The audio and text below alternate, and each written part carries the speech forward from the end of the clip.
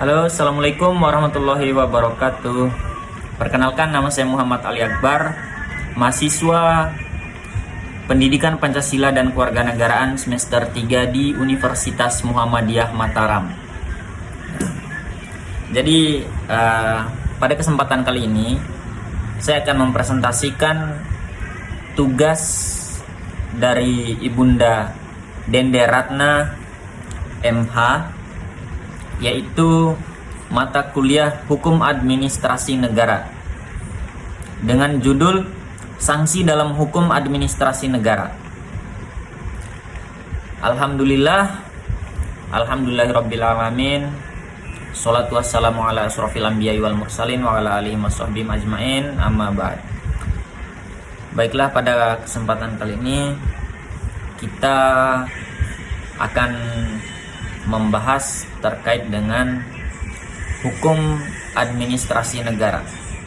Puji syukur atas kehadirat Allah Subhanahu wa taala yang telah memberikan banyak sekali limpahan nikmat, hidayah serta inayahnya, terlebih-lebih lagi nikmat kesempatan, sehingga pada saat ini kita masih bisa merasakan megahnya dunia, indahnya dunia hari ini. Salawat dan salam tak lupa pula kita haturkan kepada Nabi besar baginda Rasul Muhammad SAW. Beliau sebagai sang revolusioner sejati yang mampu merubah peradaban dari zaman jahiliyah menuju zaman Islamiyah seperti yang kita rasakan hari ini. Dan beliau juga sebagai suri tauladan. Dan mudah-mudahan semoga kelak di hari akhir nanti kita bisa mendapatkan syafaat beliau. Baik, langsung saja teman-teman, kita akan masuk ke pembahasan yang pertama, yaitu jenis-jenis hukum administrasi negara. Jadi yang pertama, di sini ada sanksi peringatan. Jadi maksud dari sanksi peringatan ini adalah ketika seorang individu ataupun badan otoritas melakukan pelanggaran, maka akan dipastikan dikenakan sanksi peringatan. Sanksi peringatan ini bisa berupa lisan dan tulisan. Nah, tujuan dari sanksi peringatan ini adalah supaya individu ataupun badan otoritas yang melanggar peraturan hukum itu diberi kesempatan agar tidak mengulangi kesalahan yang sama, begitu, sehingga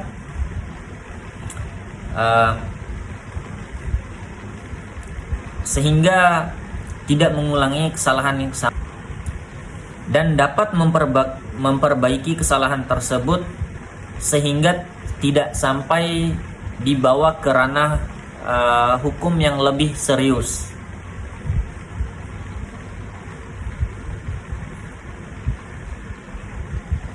Yang kedua, ada sanksi denda administrasi.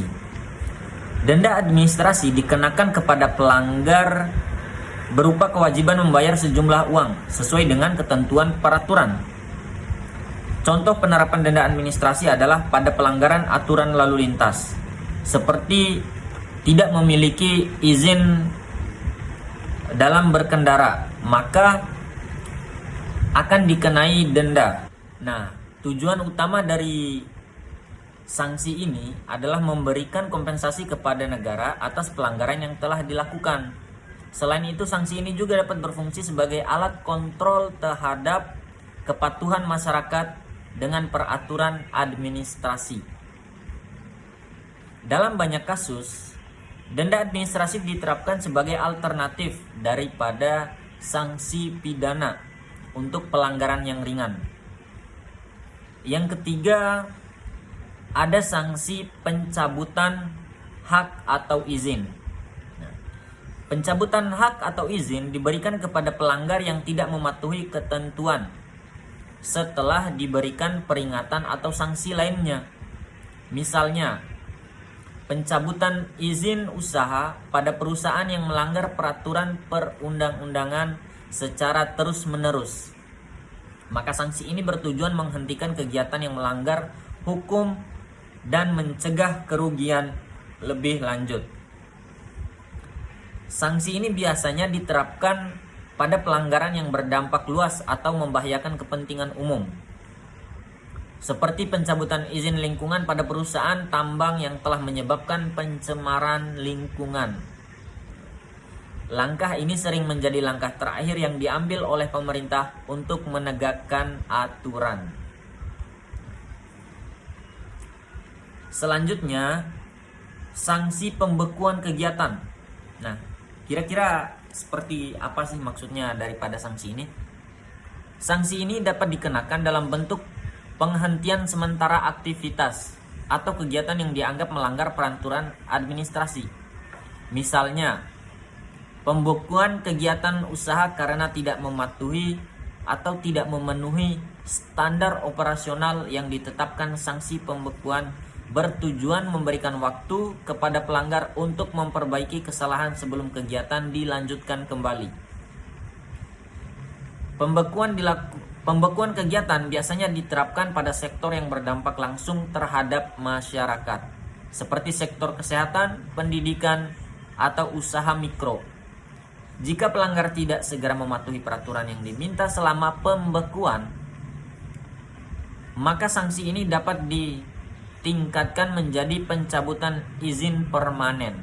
Artinya suatu badan ataupun otoritas ketika sudah melakukan pelanggaran ini bisa saja dicabut izinnya secara permanen dan tidak bisa dioperasi kembali. Nah, yang selanjutnya, penyebab pemberian sanksi hukum administrasi negara. Kira-kira apa penyebabnya? Oke, mari kita kupas. Yang pertama, itu karena pelanggaran terhadap peraturan perundang-undangan administrasi. Pelanggaran terhadap peraturan administrasi sering menjadi penyebab utama pemberian sanksi. Peraturan ini mencangkup tata kelola administrasi negara, seperti surat izin usaha atau pengelolaan lingkungan, dan pelaporan pajak.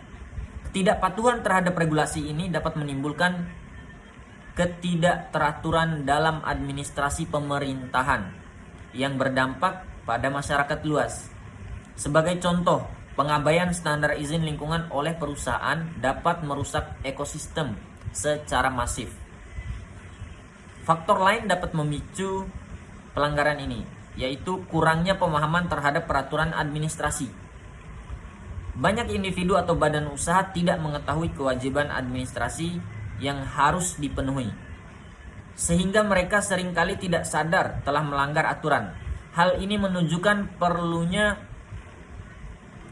peningkatan edukasi tentang hukum administrasi negara di kalangan masyarakat, terlebih-lebih di jangkauan yang jauh, masyarakat terpencil. Nah, yang kedua, kelalaian dalam pelaksanaan tugas administrasi.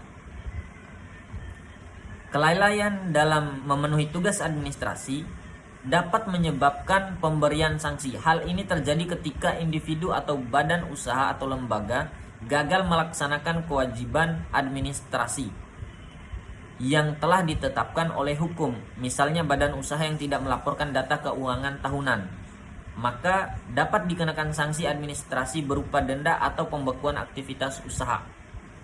Kelalaian ini biasanya terjadi karena kurangnya kesadaran akan pentingnya tugas administrasi dalam melakukan. Selain itu, lemahnya sistem pengawasan juga menjadi faktor yang memungkinkan kelalaian ini terus berlangsung. Hal ini menunjukkan perlunya penguatan pengawasan dan pembinaan di bidang administrasi negara. Pemberian sanksi administrasi negara bertujuan untuk memperbaiki kelalaian ini dan memastikan bahwa tugas administrasi negara dilaksanakan secara konsisten. Dengan langkah ini, pemerintah berharap dapat meningkatkan efisiensi dalam penyelenggaraan administrasi negara dan mencegah kerugian bagi masyarakat. Nah, yang selanjutnya yaitu penyalahgunaan wewenang oleh pejabat administrasi negara. Penyalahgunaan wewenang oleh pejabat administrasi negara menjadi penyebab signifikan pemberian sanksi penjabat yang menggunakan wewenangnya untuk kepentingan pribadi, seperti menerima suap atau memberikan izin secara tidak sah, dapat merusak integritas pemerintahan. Contoh nyata adalah kasus korupsi yang melibatkan izin proyek infrastruktur yang tidak sesuai dengan prosedur. Penyalahgunaan wewenang ini seringkali didorong oleh lemahnya pengawasan internal dan rendahnya integritas pejabat terkait. Oleh karena itu, perlu ada mekanisme pengawasan yang lebih ketat dan transparan untuk mencegah praktik semacam ini. Selain itu, penanaman nilai-nilai etika dalam administrasi negara sangat penting untuk mencegah pelanggaran semacam ini. Nah, selanjutnya mekanisme sanksi administrasi negara. Jadi bagaimana sih untuk mekanismenya? Oke, yang pertama yaitu ada tahap identifikasi pelanggaran. Maksudnya ini adalah langkah awal dalam mekanisme sanksi administrasi, yaitu identifikasi pelanggaran. Instansi pemerintah atau badan pengawas yang berwenang akan memeriksa tindakan atau kelalaian yang dilakukan oleh individu atau badan hukum. Nah, proses ini dapat dimulai dari laporan masyarakat, audit rutin atau hasil pengawasan langsung. Tujuannya adalah memastikan apakah benar telah terjadi pelanggaran terhadap aturan administrasi. Proses identifikasi ini melibatkan pengumpulan bukti yang cukup untuk mendukung klaim pelanggaran. Bukti dapat berupa dokumen, kesaksian, atau hasil investigasi di lapangan. Dalam konteks hukum administrasi, keabsahan bukti menjadi faktor penting untuk menentukan apakah pelanggaran tersebut memerlukan sanksi administratif. Jika ditemukan indikasi pelanggaran, pihak berwenang akan memberikan pemberitahuan resmi kepada pihak yang diduga melanggar.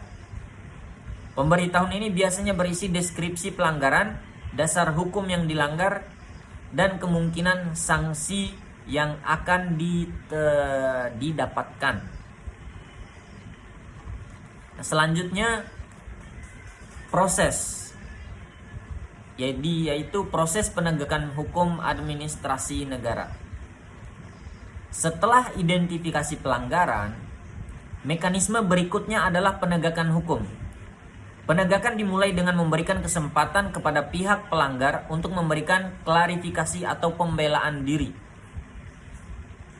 Hal ini dikenal sebagai asas audi et alteram partem, yaitu prinsip mendengar kedua belah pihak sebelum menjatuhkan sanksi.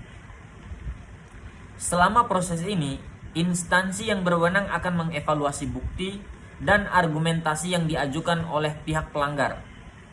Jika bukti pelanggaran terbukti kuat, maka instansi akan menentukan jenis sanksi yang sesuai, seperti denda administrasi, pencabutan izin, atau pembekuan kegiatan usaha.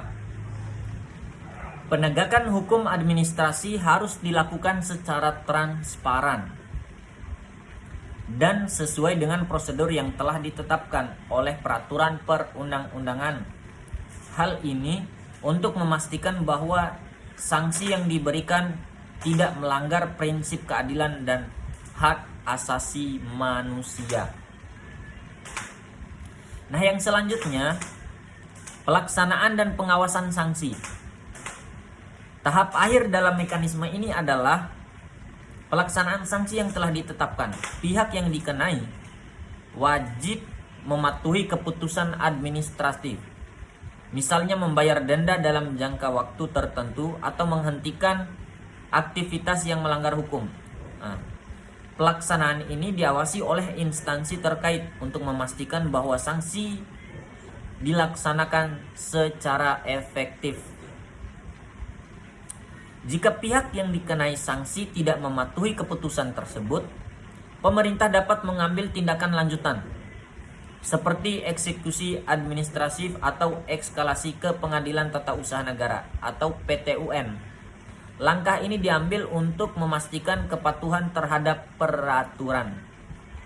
Selain itu, evaluasi terhadap pelaksanaan sanksi juga dilakukan untuk menilai apakah sanksi yang diberikan berhasil mencapai tujuan, seperti memberikan efek jera dan mencegah pelanggaran serupa di masa depan. Evaluasi ini penting sebagai bagian dari upaya perbaikan tata kelola administrasi negara. Oke, dan pada akhirnya di kesimpulan bahwa sanksi hukum administrasi negara memiliki peran yang sangat penting dalam menegakkan ketertiban, kepatuhan, dan keadilan dalam penyelenggaraan pemerintah. Sanksi administratif yang berupa tindakan atau hukuman terhadap pelanggaran administrasi bukan hanya berfungsi sebagai alat untuk menghukum pelanggaran, tetapi juga sebagai sarana pembinaan dan pencegahan agar pelanggaran serupa tidak terulang di masa mendatang.